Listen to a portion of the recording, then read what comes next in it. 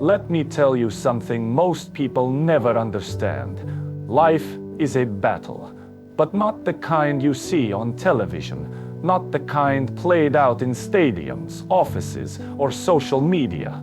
The real battle happens inside your mind, where belief meets resistance, where intention collides with habit.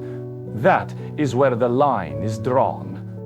People think failure comes from lack of opportunity, from lack of money, from lack of connections, but that's not true.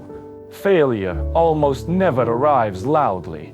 It begins quietly, in small thoughts, in that whisper that says, maybe tomorrow. I know that voice. The same mind that dreams of greatness is the same mind that can build excuses for delay. The imagination that can design a future of success can also design a prison of limitation. That is the hidden war. Every single day, your mind runs two programs, the builder and the saboteur. One says, I can. The other says, what's the use? And here is the truth I've learned through years of pressure, sacrifice, and discipline. Progress must be defended every day, because if you don't guard it, the enemies move in. You've met them before. They live in routine, in thought, in small choices. They don't knock loudly. They slip in quietly, dressed as reason, comfort, or caution. And once they take root, they work slowly, silently, invisibly, until one day you wake up and realize a year has passed, maybe 5, and the dream is still sitting exactly where it started. Progress isn't stolen, it's surrendered, bit by bit, through distraction, through neglect, through just one more excuse. You don't lose progress overnight, you drift away from it. That's why awareness is the first weapon. You must see the battle for what it is. It's not luck versus misfortune. It's not rich versus poor. It's discipline versus drift. Every day is a vote for one side or the other. When someone says, I don't know what's holding me back, the answer is almost always invisible. It's not the coach, it's not the system, it's not the world. It's the pattern, the way the mind has been trained to retreat instead of rise, to choose comfort instead of confrontation. And understand this clearly. Nothing outside will fix what's broken inside. The external always follows the internal. You don't achieve progress by accident, just like a body doesn't get strong by neglect. Everything must be designed, cultivated, protected.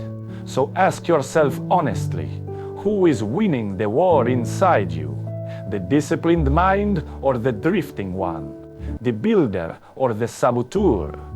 Progress begins when you answer that honestly, not when conditions change, not when timing feels perfect, but when you decide that internal resistance will no longer have the final vote. That's the moment the hidden war shifts. And from there, everything aligns. Career, health, wealth, relationships. Because progress is not an event, it's a defense strategy against decline. Every day you fight for it, you grow stronger. Every day you ignore it, you lose ground. The first enemy, excuses. Excuses are the most elegant destroyer of progress ever created. They don't shout, they reason. They make failure sound intelligent. Every person who falls short has a story, a perfectly reasonable story. Too tired, too busy, too early, too late, too much competition, too little support. But here's what excuses really do. They give comfort to inaction. They let you rest on justification instead of responsibility. Excuses are the language of retreat. They make you feel smart while they quietly rob your future. And they wear many disguises.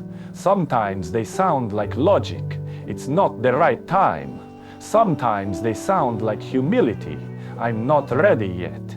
Sometimes they sound like fairness. Others have more advantages. But the result is always the same. Nothing moves. Progress begins where excuses end. The day you stop explaining and start executing is the day life begins to shift. Because excuses and progress cannot live in the same house. One drives the other out. Everyone who has achieved something remarkable didn't avoid hardship. They ran out of excuses. They replaced "I can't" with "how can I?" That change in language reshapes the mind. It turns limitation into problem solving. An excuse closes the door. A question opens it. Life doesn't listen to explanations. It responds to effort. The body doesn't change because you intend to train. It changes because you do. The cure for excuses isn't motivation, it's accountability. The second enemy, neglect. Neglect is quiet, slow, dangerous. One missed day feels harmless. One skipped detail feels small. But neglect compounds faster than effort ever could. Success has rhythm. Neglect breaks it. Most people don't lose because they can't start. They lose because they can't continue. Everything unattended deteriorates. Health, skill, relationships, mindset. The rent for success is due every day, and it cannot be paid in advance. Momentum is easier to maintain than rebuild. Progress is fragile. It must be fed, protected, reviewed. Neglect doesn't announce itself. It whispers, "You've earned a break." And yes, rest matters, but progress doesn't rest just because you do. Guard what you build. The third enemy, doubt. Doubt doesn't stop you with force. It stops you with hesitation. It shows up in the gap between effort and evidence, when results take longer, when applause fades, when the payoff feels distant.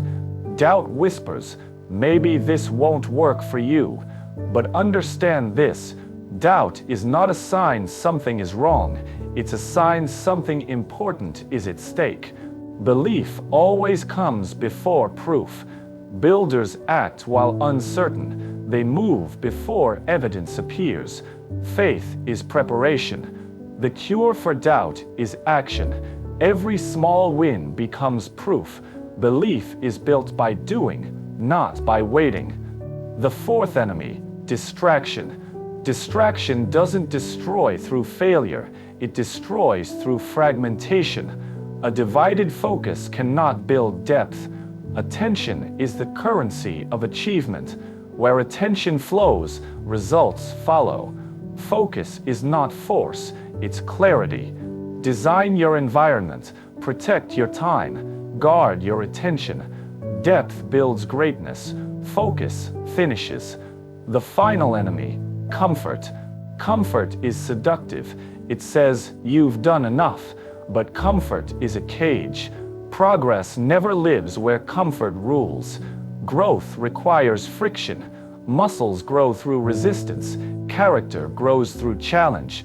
Comfort costs later. Growth costs now, but pays forever. Rest must serve the mission, not replace it. The edge of comfort is the entrance to progress. The defense, awareness, discipline, structure. Build systems, create routines, measure what matters. Progress is engineered. When excuses lose power, neglect feels unnatural, doubt fades, distraction becomes noise, and comfort becomes reward, not refuge.